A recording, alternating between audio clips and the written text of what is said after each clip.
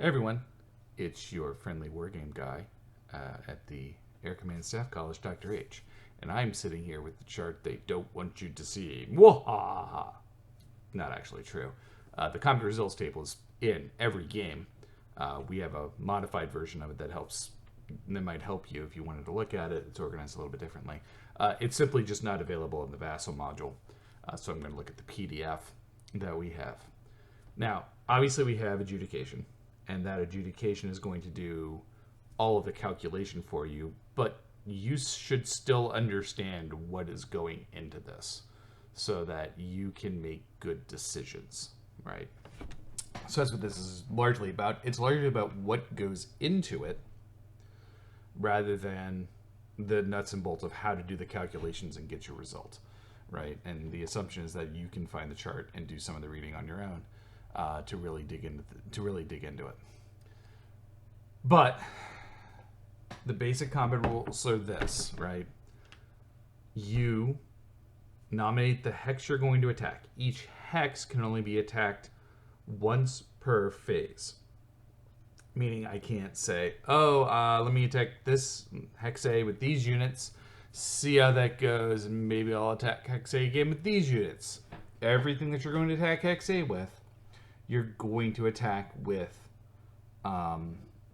at once, right? So per phase, right? So no double dipping per phase. Now, if you want to attack it this turn and then attack it, correction, if you want to attack it in like the initiative combat phase and then attack it in the exploitation phase, totally your call and totally acceptable. So keep that in mind. So we're going to nominate the hex and we're going to nominate the attacking units. Note, all units in the hex are going to have to defend. You as the defender do not get to choose to just leave units out. We are going to nominate a lead unit. That lead unit is going to be important for the calculation of efficiency rating. Then we are going to nominate all the support for that hex that's going to attack it. Now, what can support?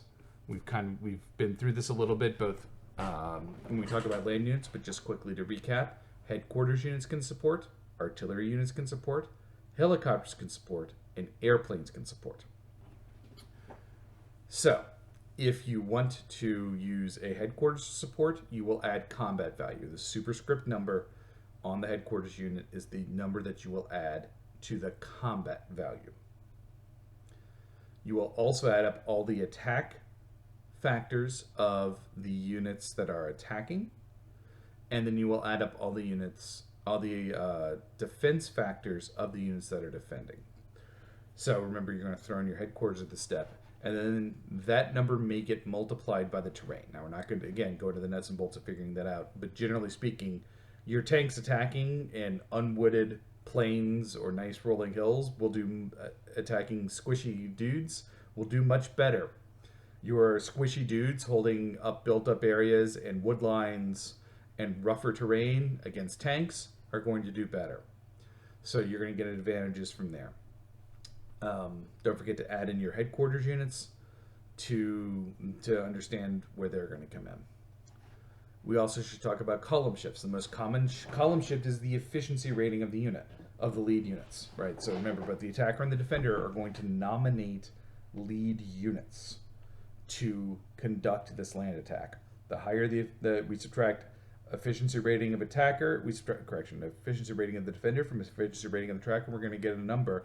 The number is going to turn into column shifts. So what we're doing with column shifts is we're shifting the literal odds, right, of that encounter.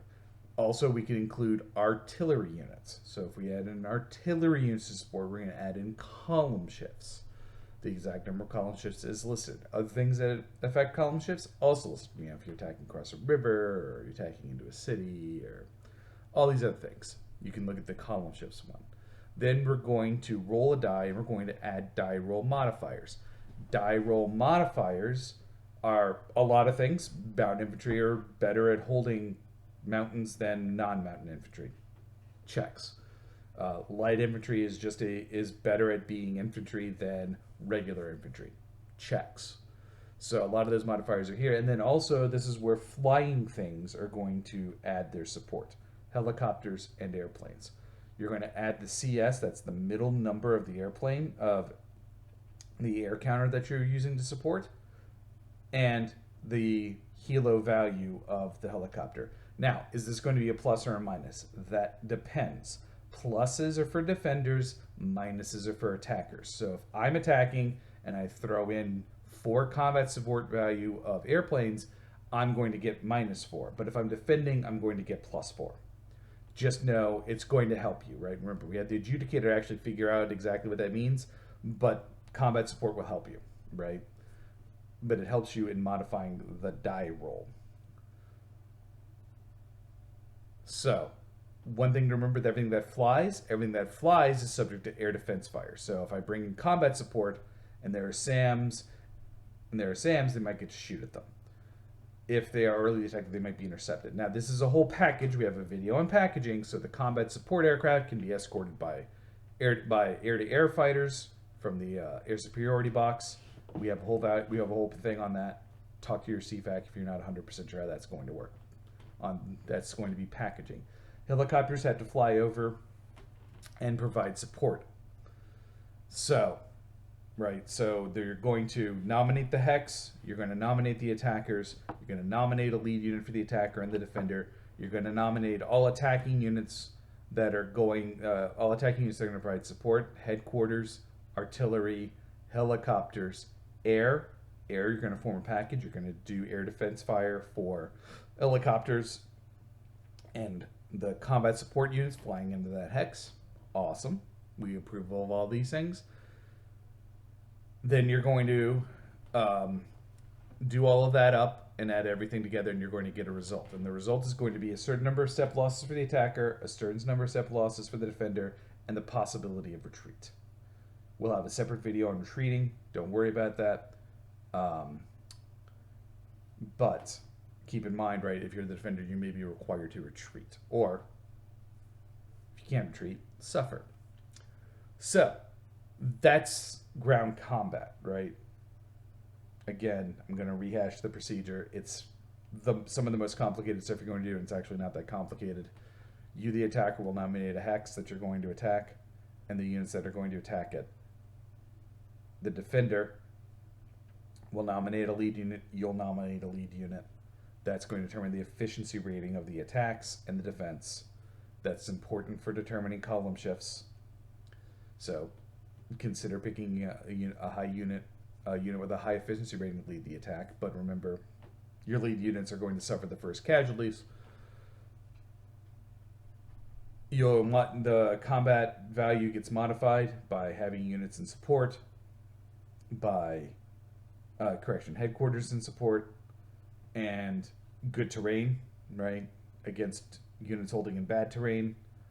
You will then shift the value based on supporting artillery units, certain circumstances, and the efficiency rating differences. Then you'll have DRMs.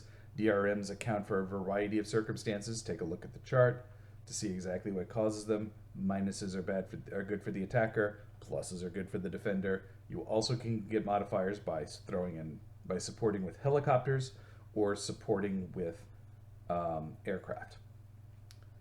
Aircraft are going to be supporting aircraft get put together in a package, and we execute it just like it was a strike, but we're going to be providing combat support.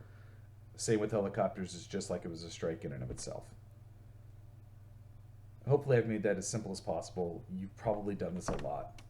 Hopefully this has reminded you. We can get into more detail if you really need to later. But for now, this has been an overview and an understanding of the combat system and the combat results table. Remember, end of the day, you're going to be talking to the adjudicator who's going to run this table via program.